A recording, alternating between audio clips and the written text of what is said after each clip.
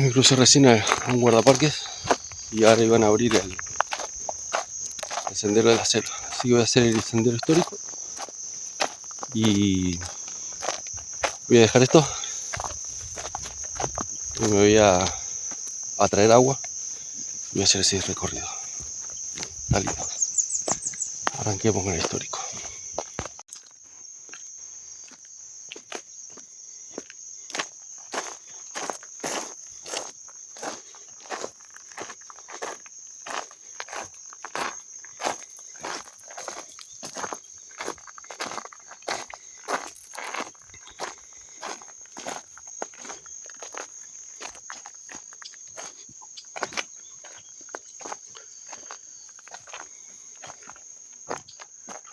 Varias religiones y un solo vestigio.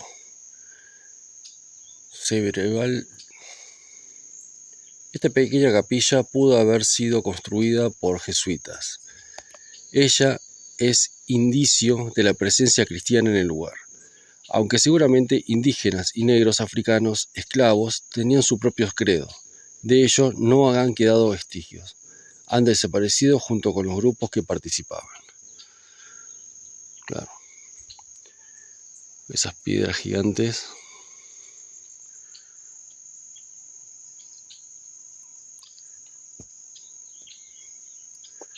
Las hacían los jesuitas que construyeran los indígenas y los esclavos. Ellos tenían que construir y después encima les robaban sus tierras, les robaban sus credos y le imponían los europeos. Por eso hay que conocer historia. Los cueros fueron uno de los insumos más importantes en la vida colonial. Los sacos para estibar granos, pólvora o especies, tientos para atar, para hacer cercos, riendas, aperos, toldos, calzados, petacas, pazuelos. En época de los jesuitas, los cueros eran el segundo bien más exportado desde los metales preciosos. Pero ¿cómo subsistían los trabajadores? Además de trabajar en los hornos, debieron criar ganado y sembrar campos cercanos. Estas actividades también modificaron el entorno, creando un paisaje diferente. La cartelería está muy buena. Hay un lugarcito para descansar. Y sigamos viendo que la historia me fascina. Dice, usted está parado sobre un cementerio. En la década de 1950, al construirse esta playa de cemento, se excavaron fosas para reparación de camiones. Al hacer los pozos se encontraron varios esqueletos del siglo XVIII, de la época en la que la caldera era explotada por Barquín. Así que en este lugar había un cementerio, en esta zona, en toda esta playa. Ven que es todo cemento abajo. Todo esto era un cementerio. Y sí, deberían morir muchos seguramente trabajando en ese tipo de hornos. Vimos cómo las relaciones entre los hombres y la explotación de los recursos naturales modificaron en muy poco tiempo el ambiente de este lugar. Le damos otro dato. El montículo detrás de la pared de hormigón de la playa tiene más de 50 años. La empresa que a mitad del siglo XX extraía el ripio del suelo, lo depositaba aquí. Degradaba toda la arena restante hacia la costa, generando el paisaje que está disfrutando. Mira vos. ¡Ay, qué escalerita! Esta. Estoy fuera de forma, che. Mucha moto, mucha moto. ¿Dónde va?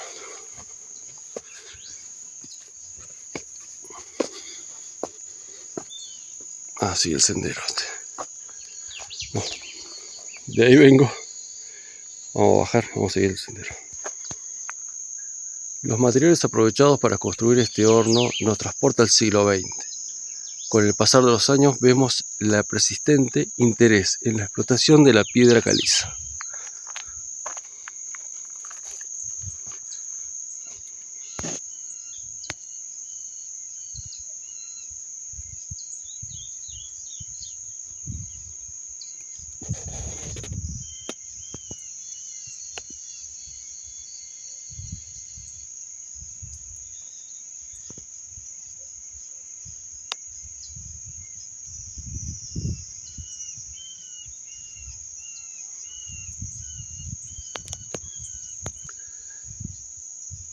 En el siglo XVIII, las hojas de palmera formaban el techo de la construcción.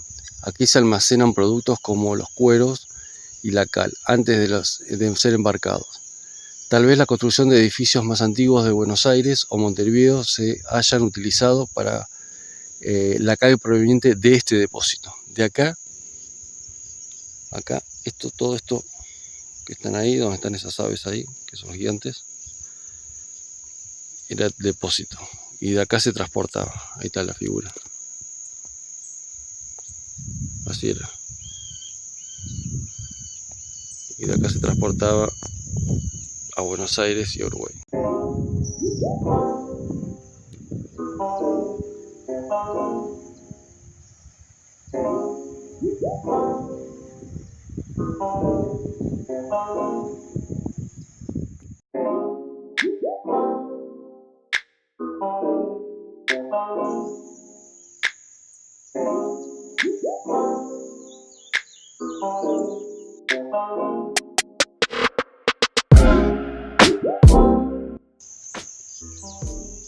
Las rocas son abundantes en el Palmar y son de buen material para construir. En el área existen construcciones de distintos momentos históricos, estos afloramientos blancuzcos son de piedra caliza. Si estuviéramos en el siglo XVIII, probablemente trabajaríamos con indígenas, esclavos y peones con pico y maza, extrayendo y cargando los bloques de esta roca para quemar en los hornos. Cuanto más rocas sacaban, más cal producían. Con el tiempo, esta extracción modificó el paisaje, despojándonos del suelo calizo en grandes sectores como el que usted está por delante. Todo esto, que es piedra caliza, es lo que a pico y pala y masa sacaban, y arriba estaba el bosque. Por eso fueron modificando la zona. Eso es lo que el hombre moderno fue cambiando en la naturaleza para obtener los recursos que necesitaba, destruyendo así los lugares, ¿no? Y acá otro cartel que está muy bueno. A partir de la expulsión de los jesuitas en el año 1767, el lugar fue ocupado por ganaderos y comerciantes españoles. El primero de ellos fue Manuel Barquín, el dueño de todo esto, quien retomó la explotación de la piedra caliza y trató de organizar un establecimiento agrícola, ganadero, sin mucho éxito. El siglo XX será testigo de nuevas ocupaciones que también aprovecharon la piedra caliza y el ripio del lugar. O sea que los jesuitas vinieron primero, explotaban la piedra caliza, que es la que está allá, y a los indígenas, y luego vinieron los europeos, ganaderos y comerciantes. Es interesante este tipo de recorridos porque te permite aprender, ya que no todo el mundo le interesa saber, y después dicen, opinan, hablan, construyen su ideología, aunque digan que no tengan ideología. Todos tenemos ideología, todos tenemos una filosofía. Lo que hacen es, sin saber, o a propósito sin saber, porque lo han llevado a no saber, lo hacen llevar a esta, ¿cómo decirlo? A interpretaciones que no corresponden de los lugares. Por ejemplo, todo esto que estamos recorriendo, que es una pequeña parte, que son 2 senderos hasta ahora que pasamos, de las ruinas, y el pequeño sendero que estoy recorriendo ahora, que es el que estoy retornando a donde está el casco de la estancia. Fue explotado tanto por jesuitas, que modificaron no solamente la zona extrayendo los minerales, sino que también evangelizaron ¿no? Trajeron una nueva religión y se la impusieron a los aborígenes que ya tenían sus propias creencias, que ya tenían su forma de vida, y entre muchas comillas los modernizaron. En realidad los esclavizaron. Hay diferentes formas de esclavizar. Te esclavizan como los negros de África, que los terminaban matando y los trataban como una cosa, o te esclavizan metiéndote ideas que no son propias, que no son parte de tu historia, que no es de tus ancestros, sino que te le imponen para modificar tu forma de pensar y que hagas lo que ellos quieren. Esto es algo muy común. Estos lugares te develan esas cosas. Eso es importante. La naturaleza es preciosa. El lugar es espectacular. Pero estos lugares pertenecían a los aborígenes inicialmente, que también hicieron modificaciones, por supuesto, porque antes de ellos esto era perteneciente a los animales. Pero los españoles, cuando vinieron, les impusieron a los que ya vivían acá y tenían sus costumbres, que hoy en día existen todavía, que es algo increíble, ¿no?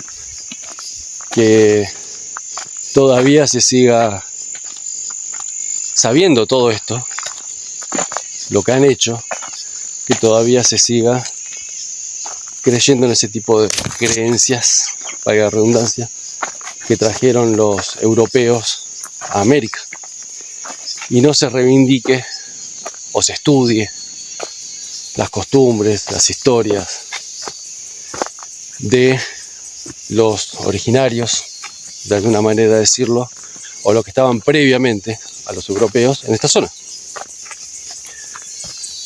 Yo estudiaba historia en una época, pues me apasiona la historia, no soy alguien que sabe mucho, me gusta, y justamente mi intención por estudiar historia era justamente aprender esto.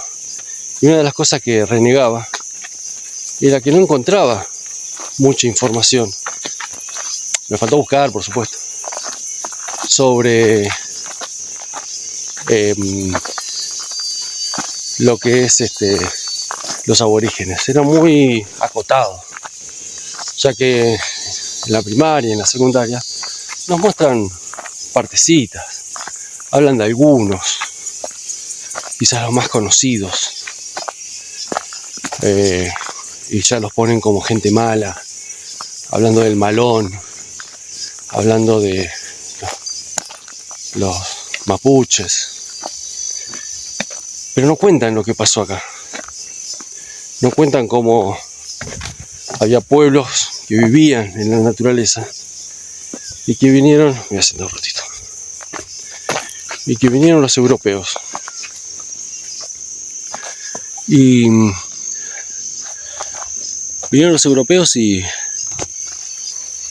modificaron todo eso y esclavizaron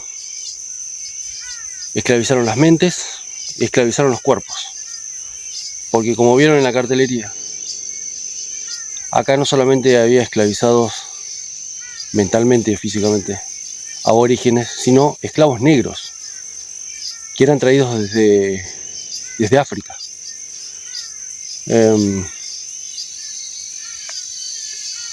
Es interesante saber, porque solamente conociendo la historia es que entendemos nuestro presente, y solo entendiendo nuestro presente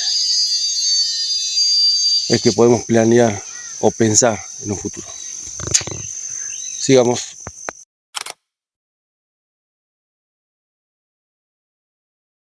Vista de la playa,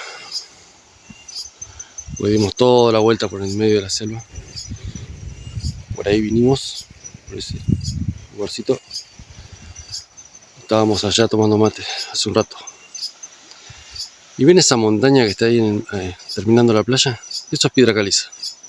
Desde acá, quizás en la cámara no se ve, pero acá sí yo puedo ver el color blancuzco de la piedra caliza. A ver si lo puedo acercar. Se ve un poquito, ahí se ve.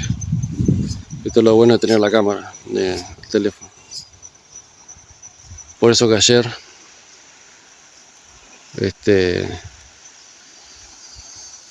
cuando me quedé sin la cámara, pues sin el teléfono, me volví porque no tenía sentido. Porque la cámara del casco tiene buena imagen, pero no esto. Y aparte además no tiene estabilizador. Esto tampoco tiene estabilizador, pero por eso que van a ver que cuando voy en la moto se mueve todo el tiempo, pero porque no tiene estabilizador. No es de las buenas que le vamos a hacer, no tenemos plata. Un delito muy interesante. La abundancia de los recursos naturales útiles y la comunicación con los centros poblados que ofrece el río favoreció al hombre que utilizara esta costa en diferentes épocas. Paisaje testigo de la acción humana. Excelente.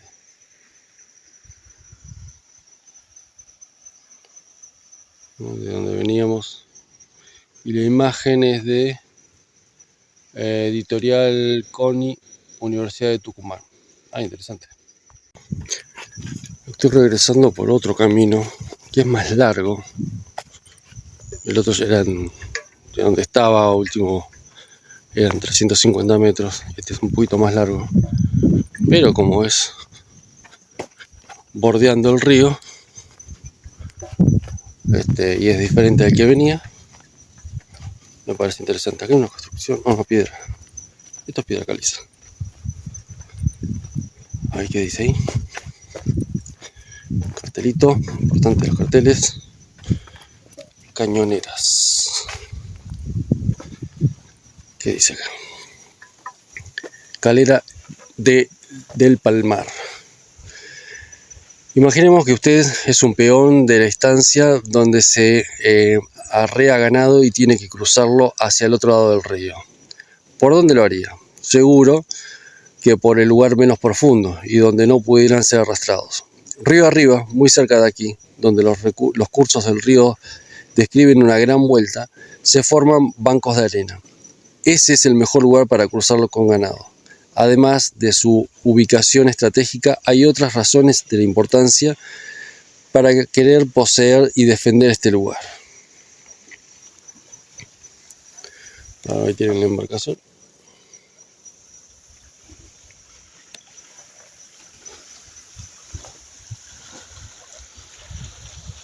Allá, no sé si lo ven. A ver, voy a ver si lo puedo acercar. Allá se ven los bancos de arena. Ahí, ¿ven? Ahí se ven los bancos de arena. En esa curva es donde cruzaban los ganados desde esta costa a aquella costa. Obviamente que se jugaban la vida los muchachos. Pero, ¿qué importaba, no? Si el patrón así lo pedía. Bueno, este camino está todo bordeando el río. Pero hay un acantilado ahí. Y no hay que acercarse a los acantilados. Más cuando hay tierra. Te puede caer y no te encuentra nadie. Menos en estos horarios donde camino yo, que no hay nadie. Acá hay un lugarcito. Vamos a acercarlo con cuidado. ¡Achíalay! No se imaginan la altura que tiene esto.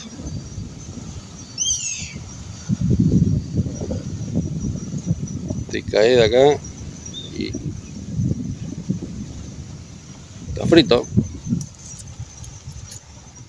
Veníamos de ahí, acá arrancamos el recorrido y volvimos, se cruzaron los caminos y volvimos ahí. Toda esta parte de acá es la parte de la estancia. Ahí está el casco. Así que pasando la estancia está el área de camping. Y al fondo de todo está mi carpa. Así que vamos a ir hasta allá, dejar esto buscar agua y hacer el de la selva, que es el que más quiero hacer. Bueno, esta era la entrada de la estancia y todas las construcciones que hoy se usan para administrar y cuidar el parque. Algunas casas eran de las empleadas, otros de los empleados, de los peones. Y tengo una máquina atrás mía que no me va a dejar grabar. Gigantesco, la cantidad de construcciones. Todo estoy en cartelería y te explican qué es cada uno. Allá está la orilla del río. Esto es las calles caballerizas, si no me equivoco.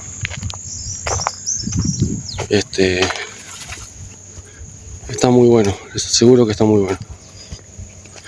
A ver qué dice acá. Esta estancia se origina a mediados del siglo XIX, cuando Justo José Urquiza adquiere las tierras que luego pasarán a su descendencia. Pero no ese es el comienzo de la historia. Previamente pertenecieron a Manuel Barquín y su familia heredera, y más atrás en el tiempo formaba el sector sur de la estancia jesuítico guaraní, Yapeyú.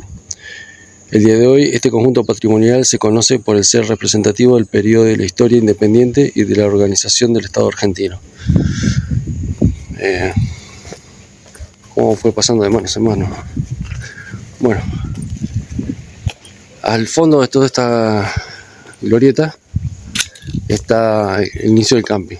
Y al fondo del camping estoy yo. Así que vayamos. Acá donde viene la gente.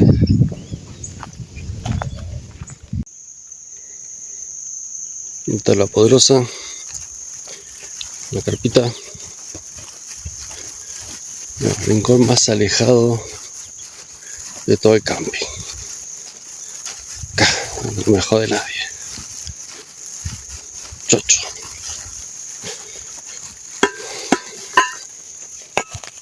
Ven, no hay nadie alrededor mío.